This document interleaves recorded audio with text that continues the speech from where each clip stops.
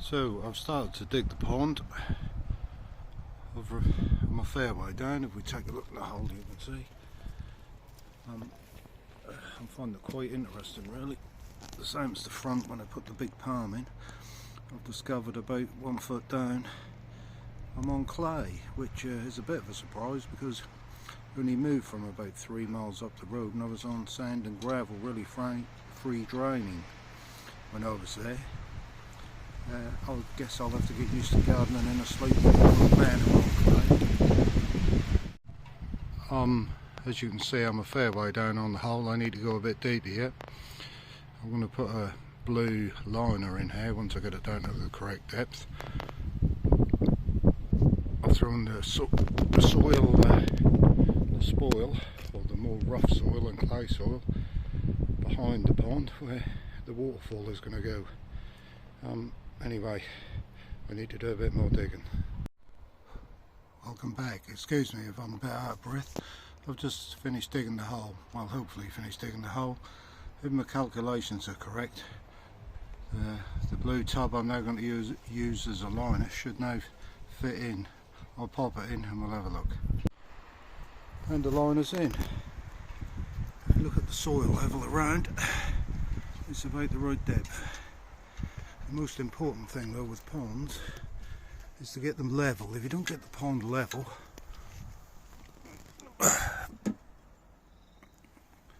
the water won't sit level. So if we can just have a look at the bubble there. Yeah, that's not far out at all. So what I'll do now is move the level round at different angles just to check the level. But before I do that, I've got a bag of builder sand handy. I'll just spread that on the bottom because it's easier to manoeuvre when you've got a right flat level bottom to work with rather than a dug clay surface. I'll do that now. So that's the sand spread in the bottom of the hole. Only a thin layer, you don't really need too thick because if you do it too thick you're going to bring the height of the pond back up again. So I'll pop the liner in again now and see if I can level it up. So I've put the sand in the bottom. The line has been out 2 or 3 times, just adjust the sand to try and get the level. So then what you do, move the level various different places around the pond, just check,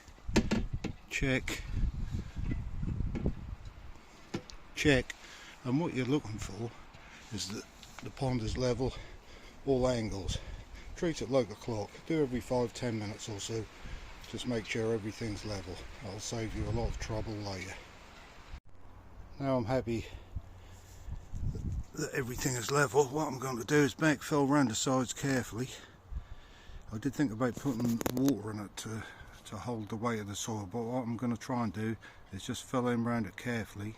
I won't push it right down yet, just to hold it in place, because shortly I'm going to put a black liner in it. I was going to leave it blue originally, but it'll look a bit like a blue lagoon and won't sit comfortably in the garden. So I bought a cheap pond liner. I'm using this to form the pond and I'm going to put a liner inside. We'll get to that shortly. So I've now filled in around the pond.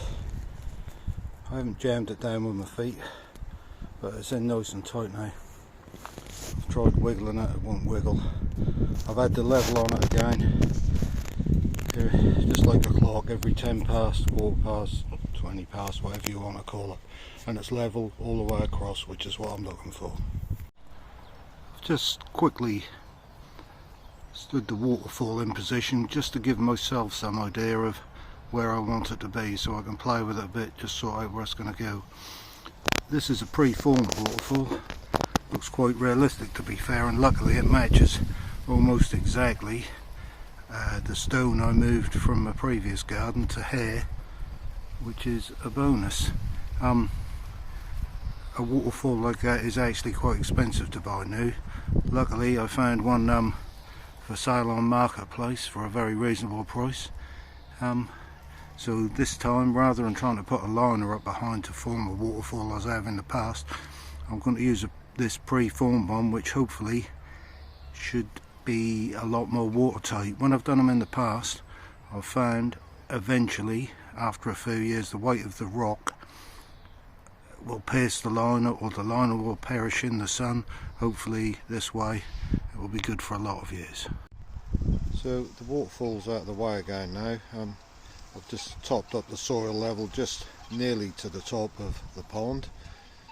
Waterfall's out of the way. I'm just going to sweep the muck from inside the pre-formed pond now, and then I'll pop the liner in.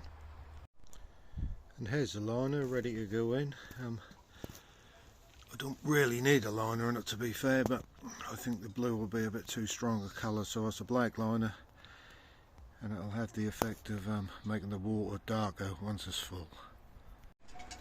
So I've now roughly put the liner into position, just pushed it into the hole, made sure there's no stones or any muck underneath that's going to pierce it.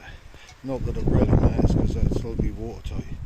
So now I'll pop a hose into it, start filling it up, and we'll pull the creases out as we go. I've now got the water running to fill the pond up. What we'll do, we'll let it get so far full and then start pulling the creases out. You have to manipulate the liner slightly to get it in, and you can't really do that until you've got the weight of the water pushing against the sides. So the bottom's covered now and it's starting to come up the sides, so as the water goes in, simply go around, keep pulling the creases out. It's never going to go in exactly level. You will have to end up, especially with a circular pond, with some pleats around the side. Not a bad thing really, somewhere for all the creatures to hide up when it's full and working. It's getting a lot fuller now, but as you can see, all you need to do is just continue to manipulate the liner, and the weight of the water will then push it back tight against the sides. I've just turned the hose off. You'll see it's now nearly up to the top level. I've got a fair bit of liner spare around the sides, maybe a little more than I needed, but the next size down wouldn't have done it. If you look in now, I'm not sure whether the camera will pick it up, but it's fairly smooth inside. There is some pleats around the side, but once you pull them in, the weight of the water pulls them back nicely and they're hardly noticeable. Now we've got to this stage, you'll see I've got some weights on it at the minute, just stopping it blowing up because it is a windy day today. I'll get some rock just round the outside now, just to stop the liner blowing everywhere. I've just brought a couple of bits of rock to the pond just to try and for size, and I think that's going to work okay. So now I've laid them on, that's given me a rough idea of where they need to go. So what I'll do now is trim the liner back a bit where I know I definitely don't need any, and start laying the rock. So I've now cut some of the liner, as you can see around here. I might trim it back a little bit further yet. And then I've just done a little bit here just to show you what I'm going to do next. So I've tucked the liner under, put some soil on top, and what I'll do is use that soil to level up under the rocks, because obviously all the rocks are different underneath. It's not like laying a brick, you have to get them to fit. So the idea is, with some soil, I'll go around and bring the rocks up to the angle I want. So I now have some of the rock around the pond. You have to keep playing with it, to be honest. It's not like laying bricks, you have to keep playing with it until it fits in okay. But what I need now is the waterfall at the back so I can work the rest of the rock out. So I'm now going to connect the pipe. So this is the back of the pre-formed waterfall. As you can see, there's simply a spout, a pipe with a Jubilee clip. I'll push that on there, tighten that up, put this in position, put the pipe down into the pond ready for the pump. But the pump isn't essential at the minute, but I do need to get the waterfall in place, so that's the next job. So I'll place the waterfall in, stacked a little bit of rock around it. As you can see, the pipe now comes down into the pond, which I'll connect up to the pump when I put it in. I just need a bit more rock yet. I've nearly exhausted my supply, although I've got other bits around the garden, so I'll just have to go and borrow some, and then we'll come back and have a look. So I've borrowed some more rock from different places around the garden. It's starting to look a little bit how I envisaged now. Obviously I've got to get some planting in there and various bits and pieces, but we're getting the basic bones of it now. All I'm now going to do, just to make sure the waterfall works alright, is just connect it up. So I have the pump here. Whoa. I have the pump there, and as you saw, I connected the other end of the waterfall. There's the other end. I'm now going to connect that to the pump, pop it in, and I'm just temporarily going to put a plug on the other end of the pump just to run it and make sure everything is okay. So I've just wired the pump up temporarily, just plugged it into a socket just to see if everything works. I'll probably need to shorten the tube in yet. And we'll just wait and see if anything happens. Hopefully in a minute I'll manage to pump the water up. Thinking about it, I'm not sure. The pump has got, oh here we go, 2 outlets. I may have left one of them open. If you look, we're slowly filling up.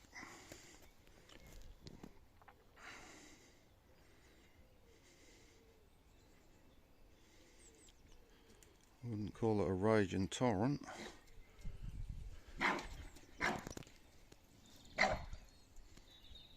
But we are getting there. Oh, yeah, somewhere away.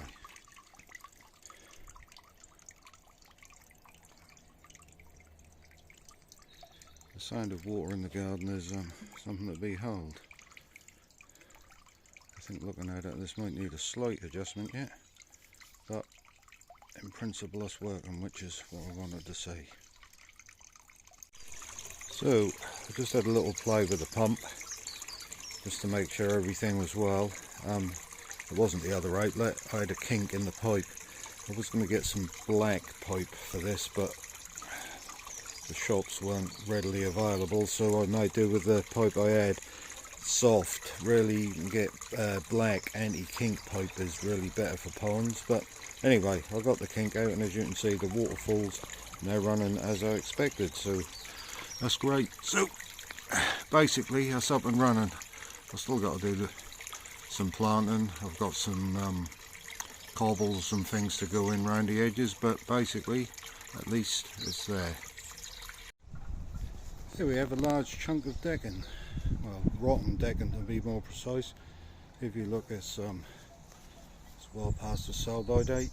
Anyway, that was next to the pond. If you walk this way, you'll see I've taken it out. It sits in front of the summer house. What I'm going to do here is put a handrail of some kind in that end of the decking. What else have I done since you were last here? I've found some more rock. I've been round the garden, bearing in mind Norfolk isn't an area where we have much rock. I brought some with me from a previous garden, and there was some already here, so I've acquired a bit more rock from various places for the pond. Put it round, and I think it looks a lot better now. The waterfall looks more natural. I'm still not really happy about the pipe. If we go in a bit closer, because it's green rather than black, you can see it quite clearly. So I think tomorrow, if I get the chance, I'm going to see if I can acquire a bit of black pipe to put in. But apart from that, I'm quite pleased with how it's gone. So there we are. Obviously that'll be softened yet with planting, and I've still got to put some cobbles or stones around to fill this up, but so far so good. Now I've got a bit of help with the pond. This is Ruby, my garden helper. She's just inspecting what's changed since she was last out. Make sure everything... oh no, she's going to have a turtle. great. Anyway, she is now inspecting everything I've done. Every time there's a change she has to come and have a look, make sure she's happy with it.